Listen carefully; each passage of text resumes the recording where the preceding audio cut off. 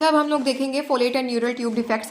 अगर आपकी बॉडी में जो है फोलेट की कमी हो जाती है तो न्यूरल ट्यूब डिफेक्ट्स हो सकते हैं। स्पेशली जो प्रेग्नेंट वुमेन्स होती हैं उनको ये सजेस्ट किया जाता है कि वो अपनी अर्ली प्रेगनेंसी के जो वीक्स हैं या मंथ्स हैं, स्पेशली जो ट्राइमेस्टर जो पहले 3 महीने होते हैं, उनके अंदर ज़्यादा से ज़्यादा जो है फोलेट का ध्यान रखें। अगर उनको फोलिक एसिड की डेफिशिएंसी है तो उनको जो है फोलिक एसिड रिकमेंड किया जाता है, क्योंकि जो प्रेगनेंसी के स्टार्टिंग वीक्स होते हैं उसमें जो फीटस होता है ना, उसकी फोलेट डिपेंडेंट डेवलपमेंट होती है।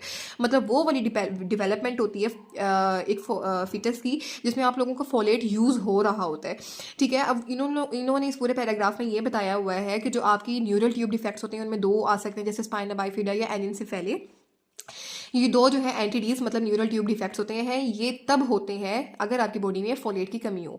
स्पेशली जो प्रेग्नेंट वुमेन्स हैं उनको ये बोला जाता है कि आप लोगों ने जो ट्राइमेस्टर है या पहले 3 महीने हैं, मतलब यहाँ पे लिखा हुआ है ट्राइमेस्टर पहले 3 महीनों के अंदर आप लोगों ने फोलेट का ध्यान रखना है। ठीक है, और जो नॉर्मल अमाउंट अगर आप देखते हो मतलब अगर पर डे आप कंज्यूम कर रहे हो फोलेट को, तो उसकी जो सप्लीमेंट है उसकी 0.4 mg आप लोगों ने लेनी है उसकी पर डे। और अगर कोई ऐसी वुमेन है जिसको उसकी प्रीवियसली या प्रीवियस प्रेगनेंसी में कोई एंटीडी वाला जो है केस देखने को मिला, मतलब एक ऐसी वुमेन जो अभी कंसीव कर रही है और इस कंसीव करने से पहले जब वो प्रेग्नेंट थी या उसने कंसीव किया था उसमें उसके जो फीटस था या चाइल्ड था उसको एंटीडी मतलब न्यूरल ट्यूब डिफेक्ट था, तो उसको ये सजेस्ट किया जाएगा कि वो 0.4 मिलीग्राम की बजाय इसका 10 टाइम्स ले, मतलब इसका जो है 10 गुना ले, 10 क्रॉस 0.4 mg उसने जो है पर डे लेना है, ताकि जो उसका फीटस है उसमें एंटीडी की जो सिम्टम्स हैं या एंटीडी के चांसेस हैं वो कम से कम हो सकें। ठीक है, और इसके अलावा जो है यहाँ पर आप खुद पढ़ सकते हो, ये भी बताया हुआ है कि वो सारी वुमेन्स जो कि कंसीव करना चाहती हैं या उनकी चाइल्ड बेयरिंग एज है, वो वाला टाइम जब आप सोच रहे हो तो या आप जो है कंसीव कर रहे हो, ठीक है, तब आप लोगों को जो है फोलिक एसिड का सबसे ज़्यादा ध्यान रखना होता है, क्योंकि ये फिटस की डेवलपमेंट के लिए बहुत ज़्यादा इंपॉर्टेंट है। बाकी इसमें सारा जो है बहुत ज़्यादा ईजी है, एक मतलब खुद भी पढ़ लोगे तो समझ आ जाएगी इसकी। अच्छा, अब जो हम लोगों ने स्टडी करना है that is vitamin B12। Vitamin B12 का दूसरा नाम होता है कोबालामीन। ठीक है, विटामिन B12 का दूसरा नाम है कोबालामीन। ठीक है, अब आप लोगों ने ये याद रखना है कि जो आपका विटामिन B12 है ये क्या क्या फंक्शंस परफॉर्म करवाने में हमारी हेल्प आउट करता है। जो विटामिन B12 है इसका पहला काम ये होता है कि जो मिथियोनिन होता है उसकी फॉर्मेशन में हेल्प आउट करता है। मिथियोनिन की फॉर्मेशन में हेल्प आउट करवाता है। किस तरह से करवाता है मैं आपको वो बताती हूँ। आपकी बॉडी में जो है ना वो प्रेजेंट होता है होमोसिस्टीन। ठीक है, होमोसिस्टीन जो है इसके ऊपर ये कन्वर्ट होता है आपका मिथियोनिन में। ठीक है, इसके ऊपर जो है विटामिन B12 आकर एक्ट करता है और साथ इसको जो है टेट्राहाइड्रोफोलेट जिसको हम बोलते हैं N5 मिथाइल टेट्राहाइड्रोफोलेट की रिक्वायरमेंट होती है। मतलब जो फोलेट से मिलकर फोलेट जो है N5 मिथाइल टेट्राहाइड्रोफोलेट में कन्वर्ट होता है। आपको पिछली वीडियो में भी बताया था मैंने। होमोसिस्टीन के ऊपर विटामिन B12 एक्ट करता है in the presence of N5 methyl tetrahydrofolate और बनाता है यहाँ पर आपका मिथियोनिन। ठीक है, इस तरह से ये जो है मिथियोनिन की फॉर्मेशन में या मिथाइलेशन ऑफ होमोसिस्टीन की हेल्प करता है। यहाँ से CH3 आपका अंदर जाएगा, तो जो होमोसिस्टीन है इसकी क्या होती है, मिथाइलेशन। ठीक है, तो इसकी मिथाइलेशन में हेल्प करेगा, पहला काम इसका ये है। और जो दूसरा काम है वो ये होता है कि ये आइसोमीराइजेशन करवाता है ऑफ मिथाइल मेलोनाइल को एंजाइम ए की। जो मिथाइल मेलोनाइल को एंजाइम है इसकी आइसोमेराइजेशन होगी, ये फिर फर्दर आप लोगों का जो है सक्सिनाइल को एंजाइम ए में कन्वर्ट होगा। सक्सिनाइल को एंजाइम ए के बाद आप लोगों का TAG या फैट जो है उसकी सिंथेसिस में हेल्प आउट करवाता है। ये आप लोगों ने जब मेटाबॉलिज्म पढ़ी होगी ना फैट्स या लिपिड्स की, तब आपको इस चीज़ की समझ आ जाएगी कि किस तरह से प्रोड्यूस होते हैं। खैर हम लोग अपने मेन टॉपिक पर आते हैं। यहाँ पे लिखा हुआ है जो कोबालामाइन या विटामिन B12। विटामिन B12 हमारी जो है बॉडी के 2 चीज़ों के लिए सबसे ज़्यादा जो रिक्वायर होता है। द वेरी फर्स्ट के ये कि मिथाइलेशन करवाता है होमोसिस्टीन की मिथियोनिन में, मैंने आपको पहले भी दिखाया है। और ये एक चीज़ नहीं भूलनी कि मिथियोनिन की फॉर्मेशन में या होमोसिस्टीन को मिथाइलेशन करेगा in the presence of N5 formyl tetrahydrofolate की, और आइसोमेराइजेशन ऑफ मिथाइल मेनोलाइन को एंजाइम ए जो है इसके अंदर भी हेल्प करेगा। अच्छा जी, अब आप लोगों ने ये याद रखना है कि हमारी बॉडी में क्या होता है कि जो कुछ फैटी एसिड्स या फैट्स जब ब्रेक डाउन होते हैं, जब फैट्स टूटते हैं, तो उसकी रिजल्ट में आपका जो है विटामिन B12 भी बनता है। अब देखो आपकी कोई बॉडी में ऐसी कंडीशन आ जाती है कि फैट आपकी बॉडी में एक्यूमुलेट ही रहता है, स्टोर ही रहता है और फैट ब्रेक डाउन नहीं होता। जब फैट ही नहीं टूटेगा तो आपकी बॉडी में B12 नहीं बनेगा, जब B12 नहीं बनेगा तो ऑब्वियसली आपकी बॉडी में मिथाइलेशन ऑफ होमोसिस्टीन नहीं होगी और मिथाइल मेलानिन एंजाइम ए की आइसोमेराइजेशन भी नहीं होगी। और दूसरा जो मैंने आपको बताया था, जो आपका N5 मिथाइल टेट्राहाइड्रोफोलेट है, ये भी होमोसिस्टीन की मिथाइलेशन के लिए रिक्वायर होता है। जब विटामिन B12 ही नहीं होगा तो N5 मिथाइल जो है टेट्राहाइड्रोफोलेट अपना वर्क परफॉर्म नहीं करेगा। जब ये अपना वर्क परफॉर्म नहीं करेगा तो आपकी जो मिथाइलेशन होती है होमोसिस्टीन की वो नहीं होगी। इस पूरे पैराग्राफ को मैं दोबारा से रिवाइज कर देती हूँ। मैंने आपको बताया कि जो विटामिन B12 है उसका दूसरा नाम होता है कोबालामीन। ये 2 फंक्शंस करवाता है, पहला ये कि रीमिथाइलेशन ऑफ होमोसिस्टीन टू मिथियोनिन और दूसरा ये कि जो मिथाइल मेलानिन एंजाइम ए है इसके आइसोमेराइजेशन में हेल्प करेगा। फैट्स जब भी टूटते हैं तो वो विटामिन B12 देते हैं। जब आपकी बॉडी में फैट एक्यूमुलेट रहेगा, जब ये ब्रेक डाउन नहीं होगा तो विटामिन B12 जो है वो नहीं प्रोड्यूस होगा। जब आपकी बॉडी में विटामिन B12 कम होगा तो इसका मतलब जो N5 मिथाइल टेट्राहाइड्रोफोलेट है ये अपना वर्क परफॉर्म नहीं करेगा। जब ये अपना वर्क परफॉर्म नहीं करेगा तो आपकी जो मिथाइलेशन होती है बॉडी में ये भी नहीं होगी, ठीक है। और इसके अलावा याद रखना है कि जब विटामिन B12 की डेफिशिएंसी होती है तो उसकी वजह से सेंट्रल नर्वस सिस्टम के जो डिसऑर्डर्स, स्पेशली जो न्यूरोलॉजिकल मैनिफेस्टेशंस होती हैं वो कॉज हो सकती हैं। आई होप इस चीज़ की समझ आ गई होगी। अच्छा जी, नेक्स्ट हम लोगों ने जो टॉपिक देखना है that is structure of cobalamin and its coenzyme. Cobalamin, ये कोबालामाइन या विटामिन B12, इनका अगर हम स्ट्रक्चर देखें, आप लोगों ने ये पहले देखा होगा, पढ़ा होगा कि जो हीमोग्लोबिन के अंदर हीम ग्रुप होता है, ठीक है, उसका स्ट्रक्चर किस तरह से होता है, एक पूरे पोरफायरन रिंग की तरह होता है। तो जो कोबालामीन है इसका स्ट्रक्चर भी सेम वैसा ही होता है। मैं आपको यहाँ से दिखाने की कोशिश करती हूँ। आप लोगों ने जब हीम ग्रुप पढ़ा हुआ था, जब पढ़ा था हीमोग्लोबिन के अंदर, तो आई होप वो चीज़ याद होगी कि एक पोरफायरन रिंग होती है। पोरफायरन रिंग में क्या होता है कि 4 पायरोल रिंग्स होती हैं। आपको जो है ना एक स्ट्रक्चर में बनाकर समझाने की कोशिश करती हूँ। फॉर एग्जाम्पल रफ सा स्ट्रक्चर बना देती हूँ सिर्फ कि आपको इस चीज़ की समझ आ जाए।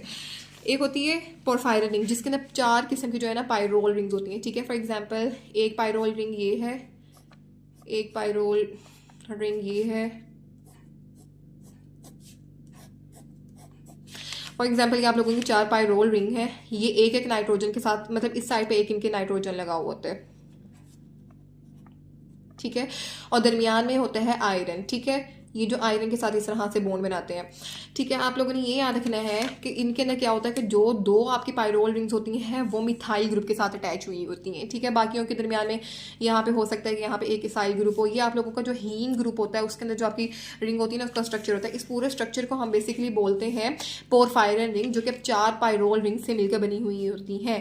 1 2 3 4 पायरोल रिंग्स हैं। दरमियान में जो है इसके सेंटर के अंदर जो आपका आयरन होता है वो प्रेजेंट होता है और इर्द गिर्द जो है आपकी 4 पायरोल रिंग्स होती हैं।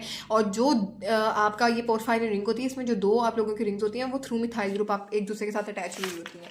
अगर जो है आप विटामिन B12 का स्ट्रक्चर देखते हो तो इसमें क्या होता है कि 4 पायरोल रिंग्स हैं, जैसे कि आपको नज़र आ रहा होगा। जैसे ये रिंग 1 है, ये रिंग 2 है, ये रिंग 3 है, ये रिंग 4 है। चारों रिंग अपने नाइट्रोजन के ज़रिए से दरमियान में कोबाल्ट के ज़रिए के साथ अटैच है। और कोबाल्ट की ना वैलेंसी होती है 6, मतलब वो 6 बॉन्ड बना सकता है। 4 तो उसने बना ली 4 पायरोल रिंग्स के साथ, ठीक है। और बाकी जो 2 बॉन्ड्स हैं वो किसके साथ बनाएगा, एक जो वो बॉन्ड है बनाता है डाइमिथाइल बेंजीमिडाजोल के साथ बनाएगा और एक जो है वो बॉन्ड साइनाइड ग्रुप के साथ बनाएगा। जो साइनाइड ग्रुप होता है ना वो इन द प्रेजेंस ऑफ साइनोकोबैलिन जो है वो प्रेजेंट होता है। CN ग्रुप जो है in the form of cyanocobalamin present होगा। तो इस तरह से इसके 6 बॉन्ड पूरे होंगे। दरमियान में कोबाल्ट होगा, इर्द गिर्द जो है इसकी 4 पायरोल रिंग्स होंगी जो कि नाइट्रोजन के जरिए से कोबाल्ट के साथ अटैच होंगी। और एक बॉन्ड ये बनाएगा डाइमिथाइल बेंजीमिडाजोल के साथ, दूसरा बॉन्ड बनाएगा ये साइनाइड ग्रुप के साथ या साइनो कोबालामीन के साथ। ये आपका पूरा इस तरह से ये जो स्ट्रक्चर नजर आ रहा है ना that is basically the vitamin B12 का स्ट्रक्चर है। अच्छा जी, जिस तरह मैंने आपको बताया कि हीम ग्रुप के अंदर आप देखते हो तो ये वाली जो पूरी रिंग होती है इसको हम बोलते हैं पोरफायरन रिंग, लेकिन इस जो कोबाल्ट जो विटामिन B12 है इसके हम इसको बोलते हैं कोरन रिंग। अब आप लोगों ने ये याद रखना है कि जो विटामिन B12 होता है ये एज आ कोएंजाइम के तौर पर एक्ट करता है। विटामिन B12 अगर कन्वर्ट होता है मिथाइल कोबालामीन में या 5-डीऑक्सी एडिनोसाइल कोबालामीन में, तब जो है ये एज आ कोएंजाइम के तौर पर एक्ट करेगा। अब जो मिथाइल कोबालामीन किस तरह से बनाना है, देखो ये वाला जो CN पोर्शन मतलब जो साइनो कोबालिन है ना, इसके ये जो साइनाइड पोर्शन है, अगर तुम इसका साइनो ग्रुप खत्म कर दो, साइनाइड पोर्शन निकाल के यहाँ पे तुम मिथाइल ऐड कर देते हो तो ये बन जाता है मिथाइल कोबालामीन। अगर ये साइनो ग्रुप को, ये साइनाइड ग्रुप को निकाल के हम 5-डीऑक्सी एडिनोसिन ऐड कर देते हैं तो ये 5-डीऑक्सी एडिनोसाइल कोबालामीन बनाते हैं। जो मिथाइल कोबालामीन है और 5-डीऑक्सी एडिनोसाइल कोबालामीन है, ये दोनों कोएंजाइम्स के तौर पर एक्ट करते हैं। ठीक है, तो अब आपको शायद समझ आ गई होगी कि जो विटामिन B12 है उसका दूसरा नाम होता है कोबालामीन या साइनो कोबालामीन। इसका स्ट्रक्चर मैंने आपको दिखाया कि इसकी रिंग को बोलते हैं कोरिन रिंग। 4 पायरोल रिंग्स होती हैं जो कि अपना नाइट्रोजन के थ्रू कोबाल्ट के साथ अटैच है, और एक बॉन्ड बनाती है डाइमिथाइल बेंजीनामिडाजोल के साथ और दूसरा बनाती है साइनो कोबालामीन के साथ। और अगर कोएंजाइम बनाना चाहते हैं हम विटामिन B12 की, तो आप क्या करते हो, साइनो ग्रुप को निकाल के मिथाइल ऐड कर देते हो या 5-डीऑक्सी एडिनोसाइल ऐड करते हो, जो फिर बनती है आपकी मिथाइल कोबालामीन या 5-डीऑक्सी एडिनोसाइल कोबालामीन। ये एज अ कोएंजाइम के तौर पर एक्ट करेंगी। नेक्स्ट ये आप लोगों ने देखना है डिस्ट्रीब्यूशन ऑफ कोबालामीन। जो विटामिन B12 होता है वो आपके माइक्रो ऑर्गेनिजम्स भी सिंथेसाइज कर सकते हैं, स्पेशली जो हमारे पास एनिमल सोर्सेज होते हैं, जैसे लीवर हो गया एनिमल का, रेड मीट हो गया, वहाँ से हमारे पास कोबालामीन, ये डेयरी प्रोडक्ट हो गए, यहाँ से हम लोगों को जो है ना ज़्यादा से ज़्यादा विटामिन B12 मिलता है। अगर हम एक जो है फोलेट ट्रैप हाइपोथेसिस को अगर हम स्टडी करें तो इसके अंदर जो है वो ये बोलते हैं कि जो आपका फोलेट है, ठीक है, फोलेट जिसको हम फोलिक एसिड भी बोलते हैं, ठीक है, या इसको हम विटामिन B9 बोलते हैं, ये जो है टेट्रा हाइड्रोफोलेट में कन्वर्ट होता है, जो इसकी क्या है, एक्टिव फॉर्म है या कोएंजाइम होती है। ठीक है, ये जो टेट्रा हाइड्रोफोलेट है, ये जो कोएंजाइम होती है ना, इसके आगे डिफरेंट टाइप्स होती हैं। एक होती है आपके पास N5N10 methylene tetra हाइड्रोफोलेट।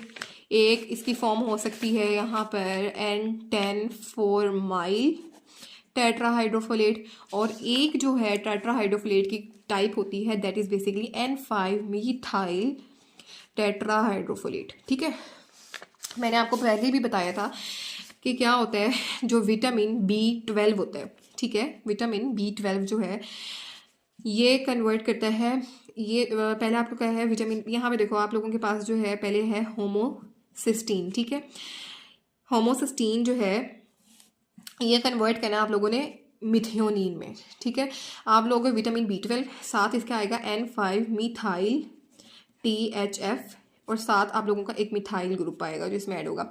Vitamin B12 अगर प्रेजेंट होगा तब N5 मिथाइल THF काम करेगा और मिथियोनिन की फॉर्मेशन में हेल्प करेगा। अगर आपकी बॉडी में विटामिन B12 की कमी है तो N5 मिथाइल टेट्राहाइड्रोफोलेट अपना वर्क नहीं कर सकेगा, और जो होमोसिस्टीन है इसकी मिथाइलेशन भी नहीं हो सकेगी। ठीक है, एक काम तो ये हो गया कि होमोसिस्टीन की मिथाइलेशन नहीं होगी अगर आपके पास विटामिन B12 नहीं होगा। दूसरी चीज़ ये कि मैंने आपको पहले भी बताया था, for example you have this DNA molecule, और DNA का ये वाला जो पोर्शन है या ये वाली जो जीन है ये कोड करती है ब्लड सिंथेसिस के लिए या ब्लड की रेप्लिकेशन, ब्लड बनाने में हमारे पास हेल्प करती है। मतलब इस ये पोर्शन रेप्लिकेट होता है तो आप लोगों की जो है रेड ब्लड सेल की प्रोडक्शन होती है। ठीक है, और अगर आपकी बॉडी में जो है टेट्राहाइड्रोफोलेट की कमी है, फोलेट कम है या इसकी अमाउंट बहुत ज़्यादा लो है, तो ये वाली जो जीन है ये अपने आप को रेप्लिकेट नहीं करेगी, जो ब्लड है उसकी सिंथेसिस नहीं होगी, और आपकी बॉडी में रिजल्ट में क्या होगा, एनीमिया कॉज हो जाएगा।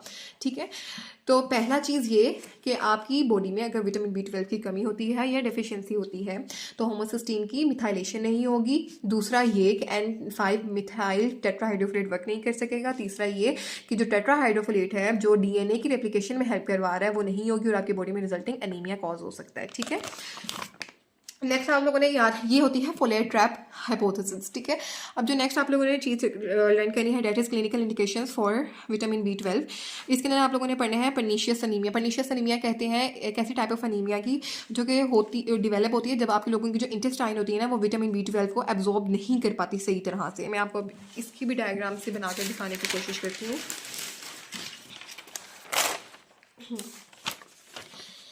फॉर एग्जाम्पल जो आप ये जो पोर्शन है ना इट्स योर स्टमक, ठीक है। आपके स्टमक में क्या होता है, जो फूड होता है उसकी क्या होती है, डाइजेशन, ठीक है। फूड की डाइजेशन होती है तो रिजल्ट में आपका पास जो है विटामिन B12 आता है। अब ये फॉर एग्जांपल जो ये वाली लाइनिंग है ना स्टमक की, ये हम कह देते हैं ये है जी गैस्ट्रिक पेरिटियल सेल्स वाली। जो स्टमक के गैस्ट्रिक पेरिटियल सेल्स होते हैं ना, ये दो चीज़ें प्रोड्यूस करते हैं, ठीक है। या तो एक तो हमारे पास ये तो गैस्ट्रिक जूस ऑब्वियसली सीक्रेट करेंगे, ठीक है, गैस्ट्रिक जूस सीक्रेट करें एक तरफ, और दूसरी तरफ ना ये IF फैक्टर है, इसको हम बोलते हैं इंट्रिंसिक फैक्टर। ये इंट्रिंसिक फैक्टर भी प्रोड्यूस करेंगे और साथ गैस्ट्रिक जूस भी प्रोड्यूस करेंगे। गैस्ट्रिक जूस फूड की डाइजेशन करवाएगा और रिजल्टिंग में आपके पास विटामिन B12 मिलेगा। विटामिन B12 जो है इस IF फैक्टर 1 जो कि एक ग्लाइकोप्रोटीन है, ये जो IF फैक्टर ये इंट्रिंसिक फैक्टर है ना, ये एक ग्लाइकोप्रोटीन होती है, ठीक है।